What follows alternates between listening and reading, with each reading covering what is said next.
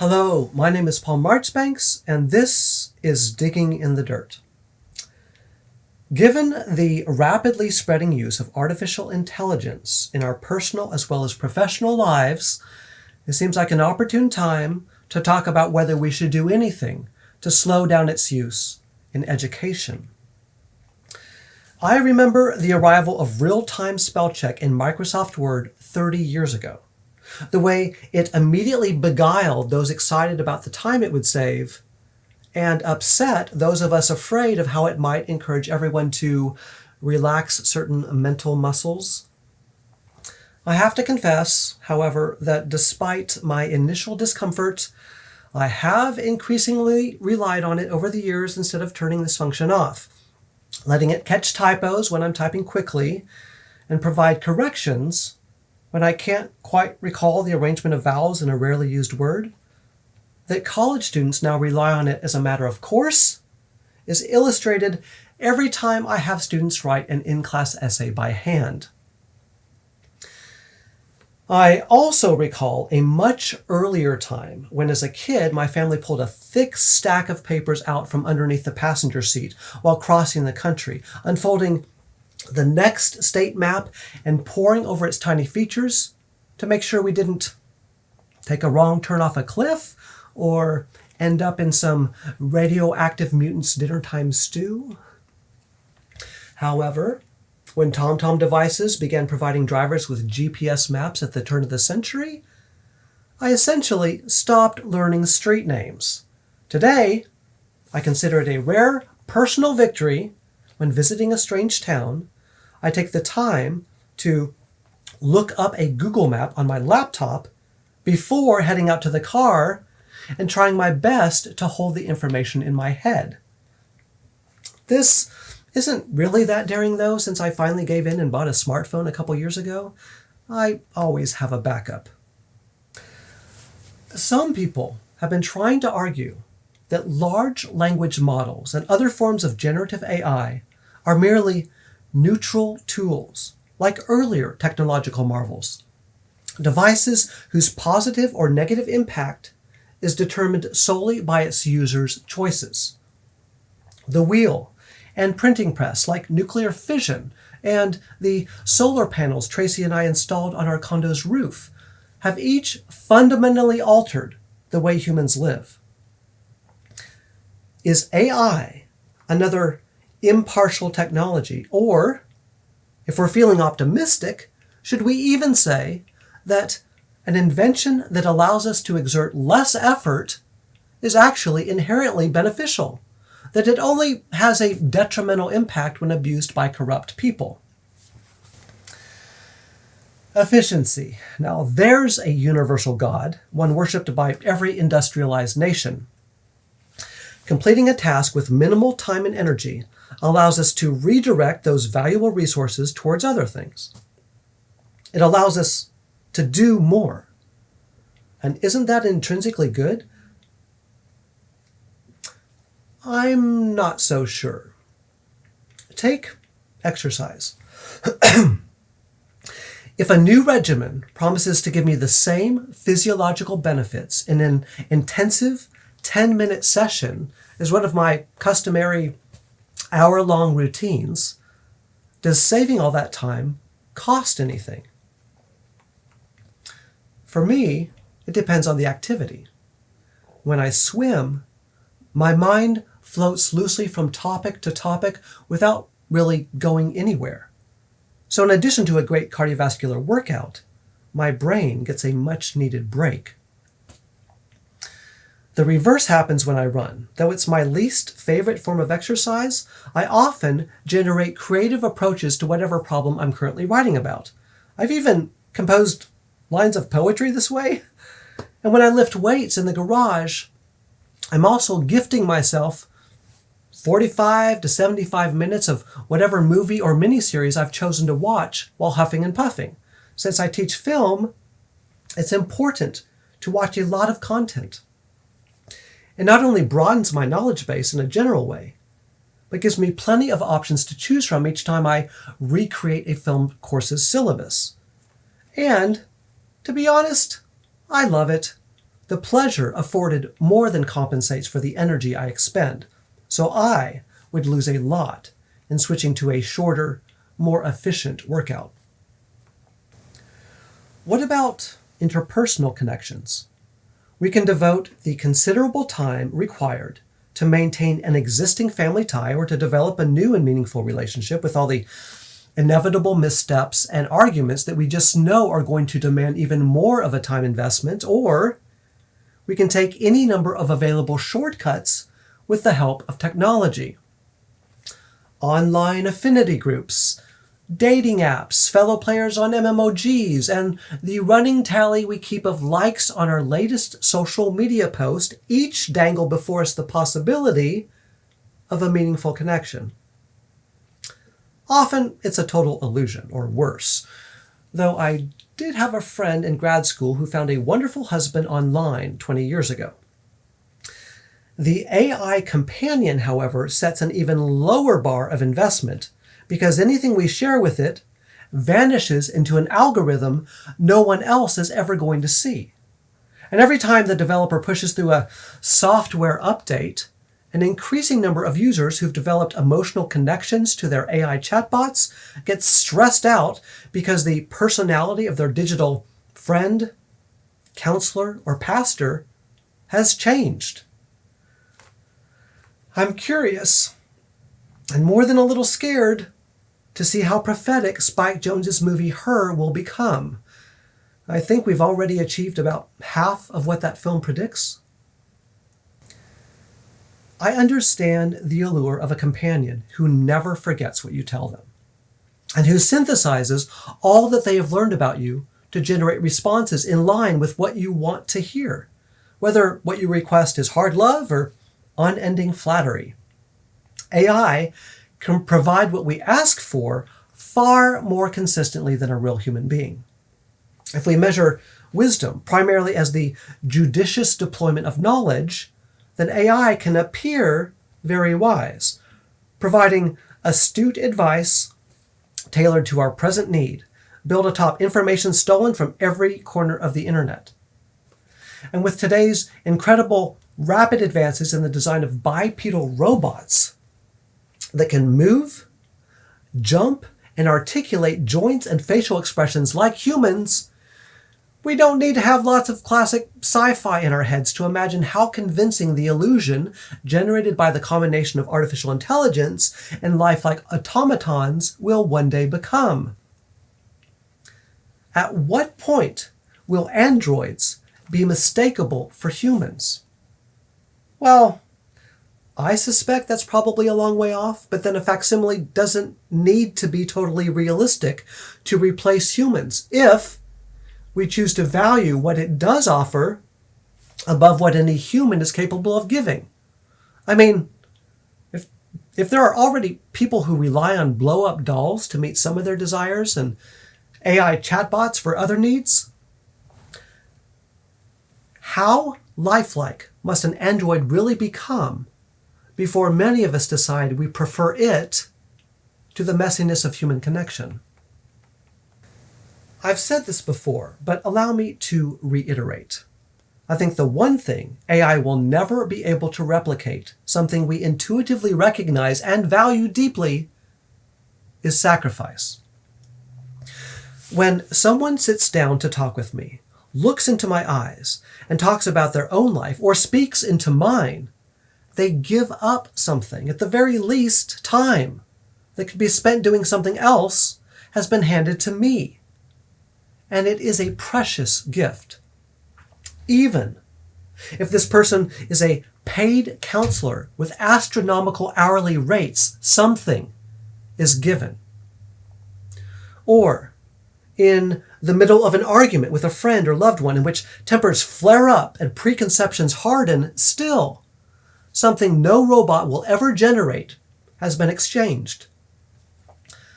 Let's say that at some point, our electronic companions become so lifelike that they appear sentient, exhibiting not only apparent self-awareness, but a wide emotional range and a human-like imperative to preserve themselves.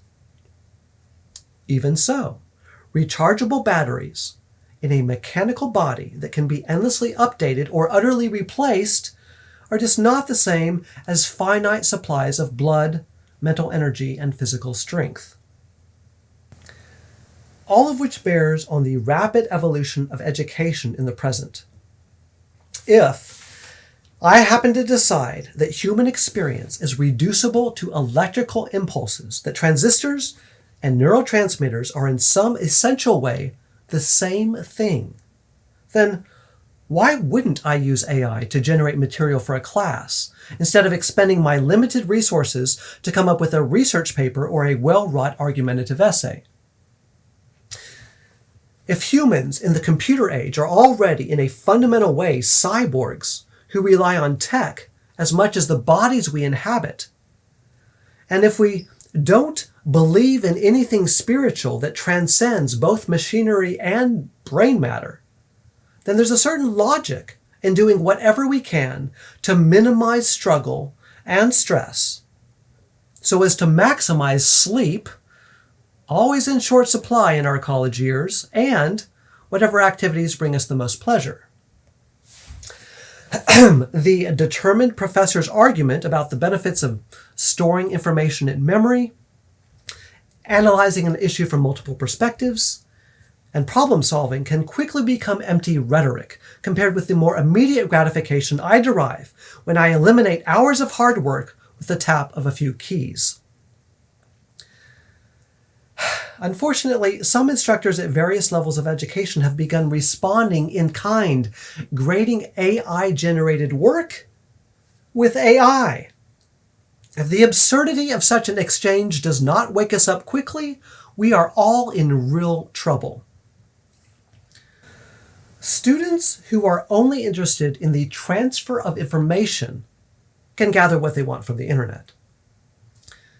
If they're not inclined to exercise the patience and attention necessary to actually read an article, let alone a book, they can ask AI to generate a conversation between artificial pundits who discuss the text contents in an engaging podcast-style dialogue they can listen to while playing video games or better, going for a hike. Didn't the poet William Wordsworth encourage us 200 years ago to reallocate time spent reading towards outdoor exploration?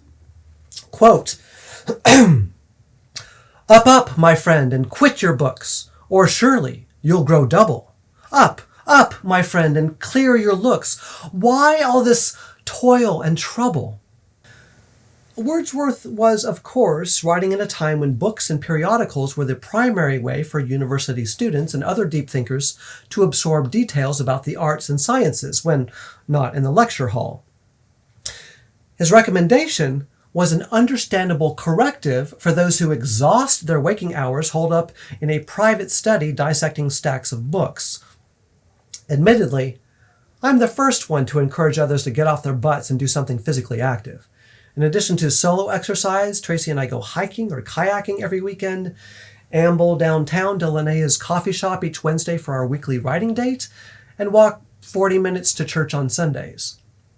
But I also believe that sitting still long enough to fix our attention on a challenging poem, painting, novel, or film that rewards close attention and repeat encounters exercises something at least as important as our muscles.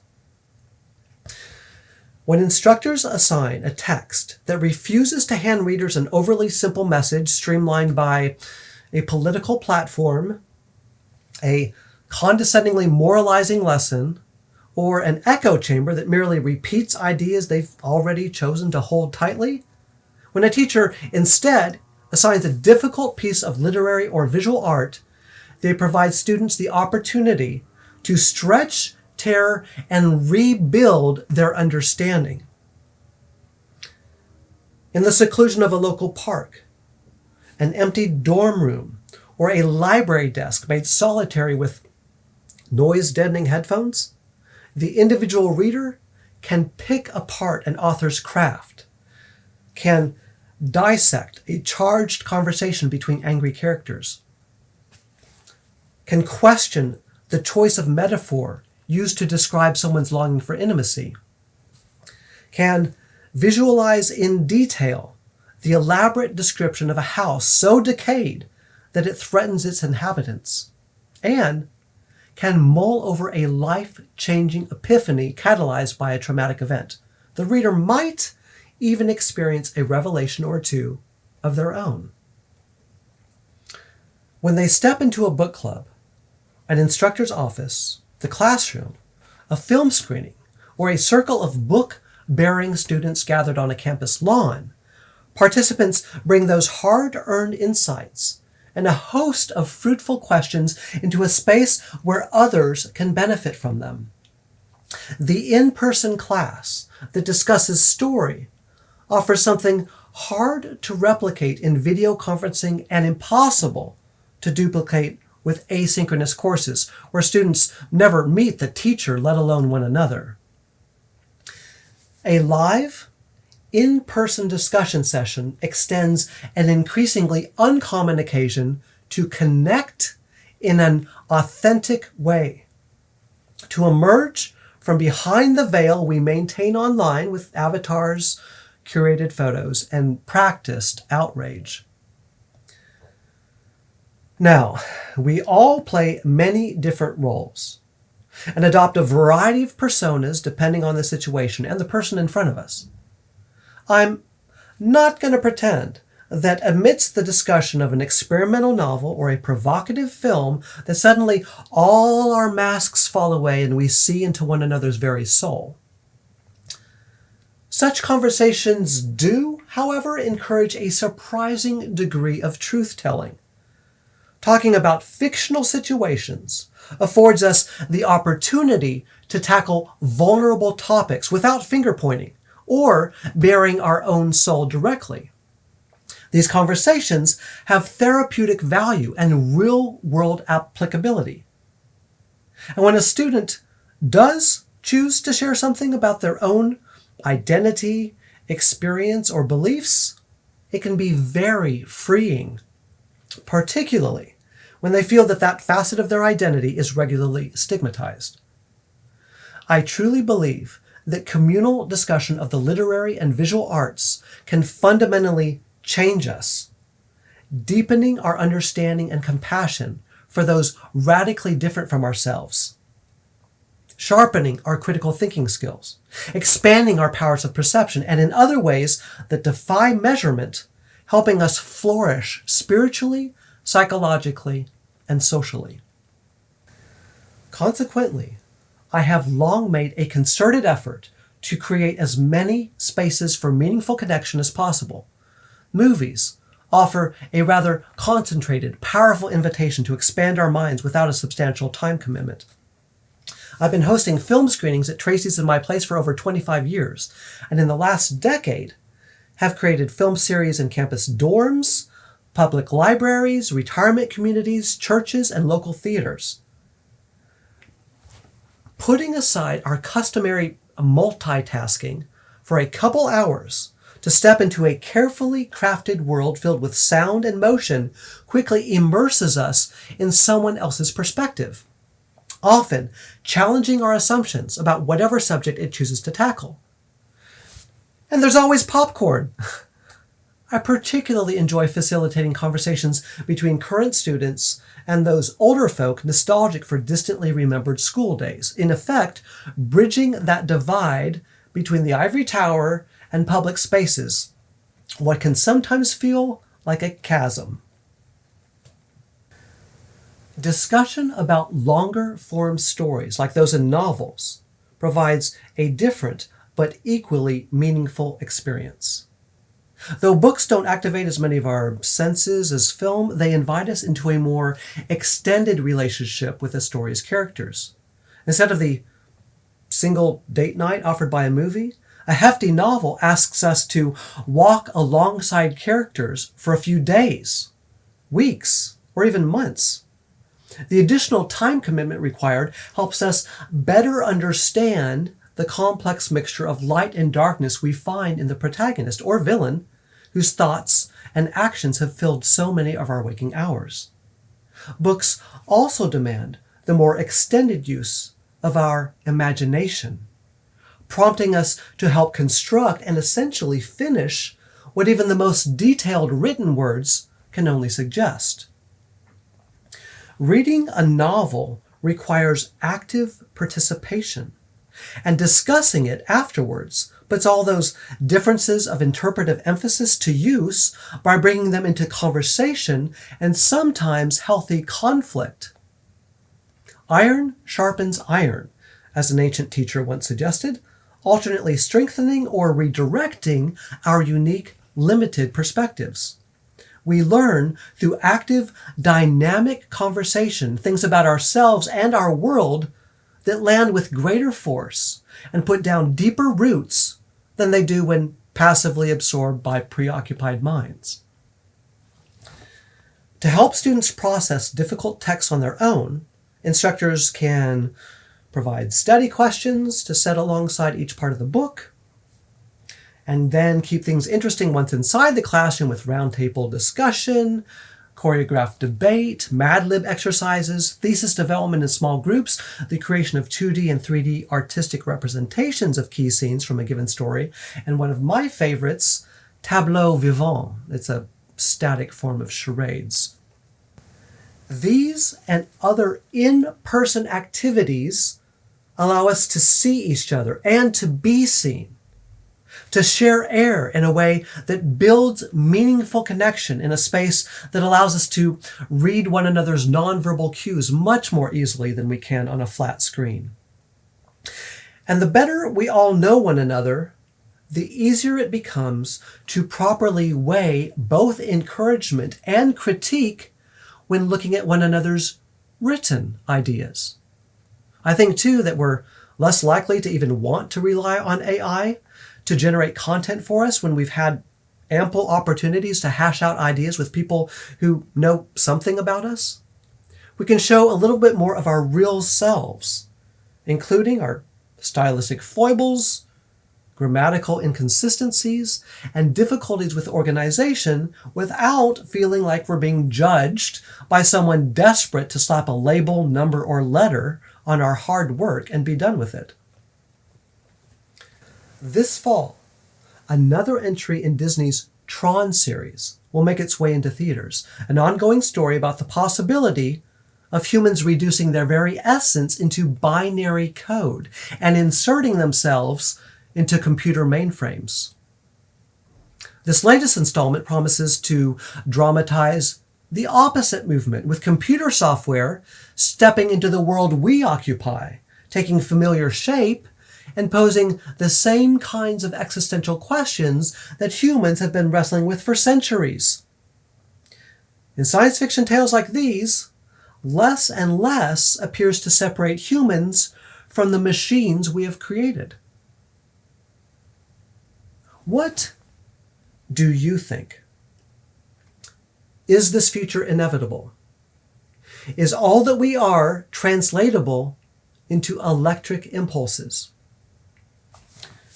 Should we freely, enthusiastically introduce artificial intelligence into most aspects of our lives, including education?